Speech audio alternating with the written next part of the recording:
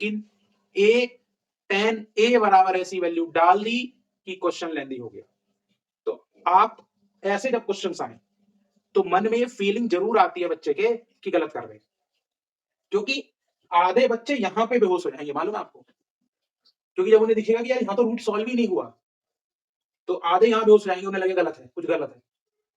पर एक बार अपने ऊपर आपको भरोसा रखना पड़ेगा कि नहीं, प्रोसीजर यही है कि tan ए दे रखा था। नमस्कार दोस्तों, मैं मोहित आनंद स्वागत करता हूं आपका आपके अपने YouTube चैनल पर। उम्मीद करता हूं कि आप सभी बहुत बढ़िया होंगे और अपनी पढ़ाई बहुत ही बढ़िया ढंग से कर रहे होंगे। पिछले कुछ वीडियोस जो मैंने अपलोड करी है अपने चैनल पर, उसमें क्वेश्चंस करा रहा हूं, तो प्रैक्टिस सेशन है वो। आज भी 5 क्वेश्चन 6 क्वेश्चन लेके आया हूं आपके सामने, लेकिन आज का जो सेशन है वो ऑब्जेक्टिव नहीं होने वाला है, वो सब्जेक्टिव होने वाला है। तो जल्दी से मेरे चैनल से जुड़ जाइए। जो भी लोग चैनल पर नए हैं, सब्सक्राइब करिए चैनल को, वीडियो को लाइक करिए, ज्यादा से ज्यादा शेयर करिए। सबसे पहला जो क्वेश्चन है हमारा एपी पे आया है। क्वेश्चन कहता है कि find the 11th term from last term. ये चीज हमें ध्यान रखनी है, लास्ट टर्म से पूछा है, क्योंकि जनरली जब हम एपी पढ़ते हैं जब हम, तो शुरू से पढ़ते हैं, यानी कि लेफ्ट टू राइट चलते हैं। लेकिन यहां अगर हमें से लास्ट टर्म से कहा है तो हमें राइट टू लेफ्ट चलना पड़ेगा। तो चीजें थोड़ी सी चेंज हो जाएंगी। जैसे अगर मैं पहले क्वेश्चन की बात करूं तो जो मेरा ए है वो अब हो जाएगा माइनस का 62, क्योंकि लास्ट से चलना है तो मैं राइट टू लेफ्ट चलूंगा एपी में। अब अगर वैसे मैं डी निकालता तो क्या निकालता, ए टू माइनस ए वन। तो ए टू माइनस ए वन ही निकालिए, जो भी आए साइन अपोजिट कर देना है उसका, यानी उसके आगे माइनस कर दीजिए। तो ये हो जाएगा माइनस ए टू कितना है 7 और ए वन कितना है 10। तो माइनस का कितना हो जाएगा -3 and that will be 3 answer. मैं दोबारा आपको बता देता हूं कि जब भी लास्ट टर्म से एपी ढूंढनी है तो कॉमन डिफरेंस के लिए आपको पता होना चाहिए आप अगले में से पिछला घटाओगे, यानी 10 में से 7 घटाओगे। लेकिन अगर आप भूल जाते हो या नहीं याद रहता है तो अगर आपने कॉमन डिफरेंस इधर से निकाल लिया तो गलत हो जाएगा। तो उसका एक तरीका ये भी है कि निकालिए उधर से ही, जो भी साइन आए उसका अपोजिट कर दीजिए। इसलिए मैंने माइनस लगा के अपोजिट कर दिया, क्योंकि अगर आप देखेंगे तो 10 में से जब 7 घटाएंगे तो भी प्लस का 3 आएगा, और मैंने साइन अपोजिट किया तब भी क्या आया, प्लस का 3। तो यहाँ पर मेरा कॉमन डिफरेंस क्या आने वाला है 3। एन का मान कितना है 11, क्योंकि मुझे 11वां टर्म निकालना है। तो ए 11 बराबर क्या होगा, ए प्लस 10 डी होगा। ए कितना है बच्चों माइनस का 62 प्लस 10 गुने डी का मान कितना है 3। तो ये हो गया -62 प्लस का 30। तो यहाँ पर 11वां टर्म जो हो जाएगा वो माइनस का 32 हो जाएगा। समझ में आ रहा है कि नहीं आ रहा? तो अगर एपी का क्वेश्चन आता है तो ध्यान से पढ़िएगा, लास्ट टर्म से अगर लास्ट टर्म से लिखा है तो लास्ट टर्म से निकालना है, अदरवाइज तो जो नॉर्मल आप क्वेश्चन सॉल्व करते हैं बिल्कुल उसी तरीके से आपको क्वेश्चन को सॉल्व करना है। तो बहुत ही सिंपल तरीके से पहला क्वेश्चन, जिसमें 11वां टर्म लास्ट से हमारा क्या निकल के आया है माइनस का 32 निकल के आया है। समझ में आ रहा है? आइए देखते हैं सेकंड क्वेश्चन। सेकंड क्वेश्चन में एक सर्कल दिया गया है जिसका सेंटर है O, और एक टेंजेंट खींचा गया है ए बी पॉइंट बी पर। समझ में आ रहा है? टेंजेंट AB की लंबाई 8 सेंटीमीटर दी गई है, OB जो कि रेडियस का काम करेगी 6 सेंटीमीटर उसकी लंबाई दी गई है। हमसे पूछा गया है कि AP बताइए। अब क्योंकि ये सब्जेक्टिव क्वेश्चन है तो मैं आपको जाहिर सी बात है कि सॉल्व करके दिखाऊंगा। जैसे अगर मैं क्वेश्चन नंबर 2 की बात करता हूं तो इन ट्रायंगल OBA, क्योंकि मैं जानता हूं कि OB परपेंडिकुलर होगा AB के। ये बात सभी को समझ में आती है, सर्कल चैप्टर पढ़ाया हुआ है, और उसकी एक थ्योरम है कि सेंटर से खींची गई लाइन टेंजेंट पर पॉइंट ऑफ कांटेक्ट पर परपेंडिकुलर होती है। तो जैसे ये परपेंडिकुलर हो गई तो इसका मतलब है कि एंगल OBA कितना हो गया 90 डिग्री हो गया। तो मैं पाइथागोरस लगाऊंगा तो AB का स्क्वायर प्लस OB का स्क्वायर बराबर क्या हो जाएगा OA का स्क्वायर। AB कितना है 8 का स्क्वायर 64, OB कितना है 6 का स्क्वायर 36, और इस पे क्या लगा दूं रूट, तो मुझे क्या मिलेगा OA। तो 64 और 36 100 इज इक्वल्स टू OA। तो यहां से OA इज इक्वल्स टू कितना हो गया 10 सेंटीमीटर। लेकिन मुझसे क्या पूछा गया है AP, तो AP बराबर क्या है AO प्लस OP। AO कितना 10, OP क्या रेडियस ही है। आपको ये बात समझ में आनी चाहिए कि OP is equals to OB होगा, क्योंकि दोनों रेडियस है। तो यहां से जो हमारी AP की लंबाई पूछी गई थी वो कितनी आ जाएगी मेरे बच्चों 16 सेंटीमीटर। आपकी यहाँ पर A से लेकर के P तक की लंबाई आ जाएगी। तो बहुत ही 2 नंबर में पूछे जाने वाला एक सिंपल सा सवाल था, जिसको हमने टेंजेंट की एक प्रॉपर्टी और पाइथागोरस थ्योरम लगा के बहुत ही आसान तरीके से कर दिया। आइए बढ़ते हैं तीसरे क्वेश्चन की ओर। तीसरा क्वेश्चन ट्रिग्नोमेट्री पे क्वेश्चन है। ट्रिग्नोमेट्री की भी पूरी सीरीज मेरे चैनल पर अपलोड है, जिन लोगों ने नहीं देखी है वो जाके जरूर देखें प्लेलिस्ट में। tan A बराबर √2 - 1 दे रखा है, और आपसे पूछा गया है कि दर्शाइए sin A into cos A की वैल्यू √2/4 होगी। अब इस क्वेश्चन को हम बहुत ही आसान तरीके से कर लेते अगर हमारे पास एक ऐसी वैल्यू दी होती कि हम ए को लेट कर लेते कि ए 0 डिग्री है, 30 है, 45 है, 60 है या 90। लेकिन क्योंकि यहाँ √2 - 1 दे दिया तो √2 - 1 को मैं लेट नहीं कर पाऊंगा जो गिवन 10th क्लास के जो ट्रिग्नोमेट्रिक एंगल्स हैं उस पर, तो मुझे फाइंड करना पड़ेगा एक ट्राइंगल बना के। जैसे तीसरे क्वेश्चन की अगर मैं बात करूं तो मैं सबसे पहले एक ट्राइंगल बनाऊंगा जिसमें एंगल लूंगा ए पे, क्योंकि tan ए दिया गया है, बी पे मैंने राइट एंगल मान लिया। अब tan ए दिया हुआ है √2 - 1, तो जाहिर सी बात है अपॉन में 1 होगा, और मैं जानता हूं tan थीटा कितना होता है P/B। तो इस वाले एंगल के लिए सामने वाला परपेंडिकुलर है, मतलब ये √2 - 1 है, और ये कितना है AB1। अब क्योंकि मुझे साइन निकालना है और कॉस, तो मुझे हाइपोटेनस चाहिए यानी AC चाहिए। AC बराबर क्या होगा AB² प्लस BC²। इतना तो आपको समझ में आ रहा होगा। अब मैं प्रॉपर पूरे स्टेप नहीं लिख रहा हूं, आप लिख लेंगे कि in triangle by using Pythagoras theorem लगा देंगे। मैं डायरेक्ट कर रहा हूं ताकि हमारा थोड़ा सा समय बचे, क्योंकि अगर वीडियो लेंदी हो गई तो आप देखना बिल्कुल पसंद नहीं करेंगे, मैं जानता हूं।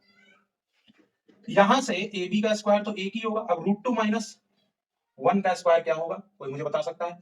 अब ध्यान ये देना कि वहां √2 - 1 है, ठीक है, तो 1 पर रूट नहीं, तो a माइनस बी का होल स्क्वायर लग गया, तो a² plus b² minus 2ab, ये हो जाएगा। समझ में आ रहा है? तो क्या हो जाएगा, 2 और 2 4 माइनस 2√2 हो जाएगा, और इसमें क्या लग जाएगा, रूट लग जाएगा। ये हमारी AC की वैल्यू। अब हमसे AC तो निकल गया, समझिएगा बात को।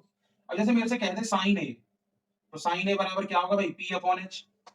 क्या होगा, P/H होगा। तो P/H मतलब क्या, √2 - 1 अपॉन √4 - 2√2। सिमिलरली अगर मैं कॉस ए की बात करूं तो कॉस ए क्या होगा, B/H। बेस कितना है 1 और हाइपोटेनस कितना है 4 माइनस 2√2। जब मैं इन दोनों की गुणा करता हूं sign A into cos A, तो साइन ए कितना है √2 - 1 अपॉन में √4 माइनस 2√2 गुने में 1/√4 माइनस 2√2। ऊपर गुणा करा तो एज इट इज आ गया, नीचे रूट इसकी गुणा रूट में करी तो रूट से रूट गया। समझ रहे बात को?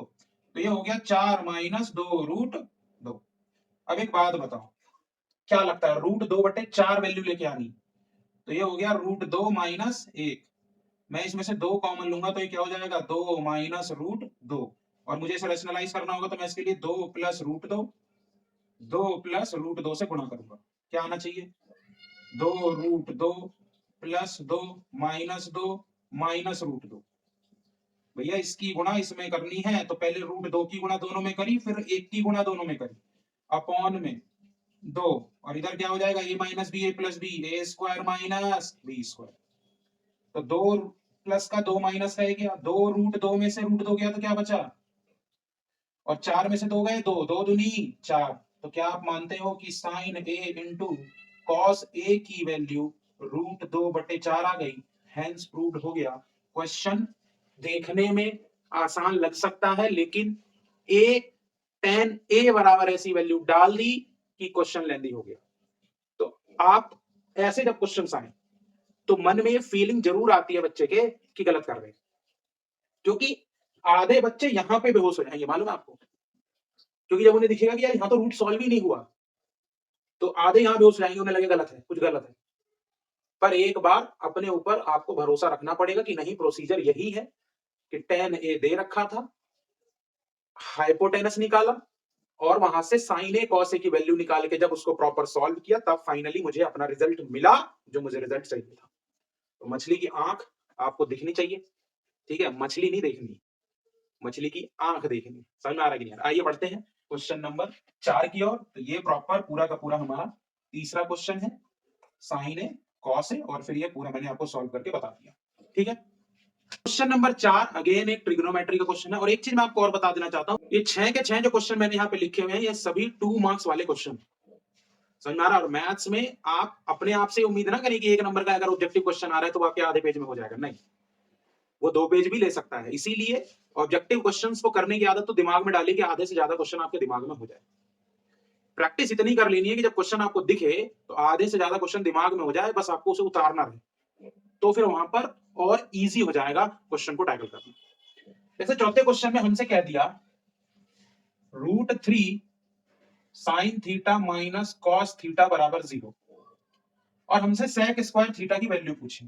दिक्कत कुछ नहीं है, मेरे को दिख गया कि अगर मैं √3 sin थीटा बराबर कॉस थीटा लिख दूं तो भी कोई दिक्कत नहीं है। मानते हो कि नहीं मानते? मुझे दिख गया कि अगर मैं √3 बराबर cos theta upon sine theta लिख दूं तो भी कोई दिक्कत नहीं है, क्योंकि मुझे यहां से कॉट थीटा बराबर क्या मिल गया, √3। और जैसे ही कॉट थीटा √3 मिल गया, थीटा की वैल्यू यहां से समझ में आ गई, कितनी होगी, 30 डिग्री। और जो मेरी कंडीशन गिवन है उसमें ये फिट भी बैठ रही है। जैसे ही 30 डिग्री मिला, मुझे क्या फाइंड करना था, सेक स्क्वायर थीटा। तो मैं थीटा की जगह क्या लिखूंगा, 30 डिग्री।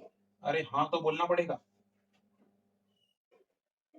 अब एक बात बताइए, कॉस 30 की वैल्यू क्या होती है, √3/2। तो कॉस 30 का उल्टा ही सेक 30 होता है। ये मैं इसलिए बता रहा हूं जिसको याद ना हो, तो इसका रेसिप्रोकल कर दीजिए, 2/√3। तो 2/√3 और इसका क्या करना है, स्क्वायर। तो योर आंसर विल बी 4/3 और ये है आपका सेक स्क्वायर थीटा का मान, क्योंकि थीटा की वैल्यू क्या है, 30 डिग्री।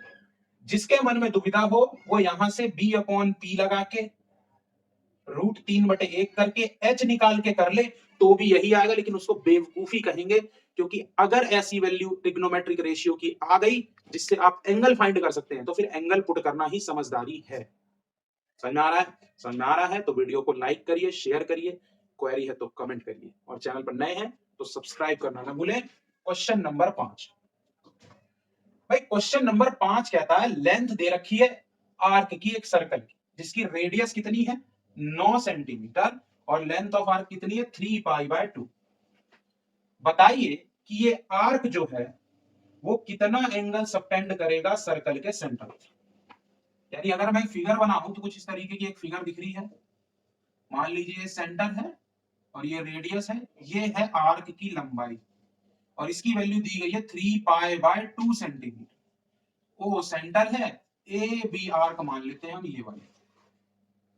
हमसे एंगल पूछा है डेट इज थीटा, क्योंकि रेडियस गिवन दे दी 9 सेंटीमीटर।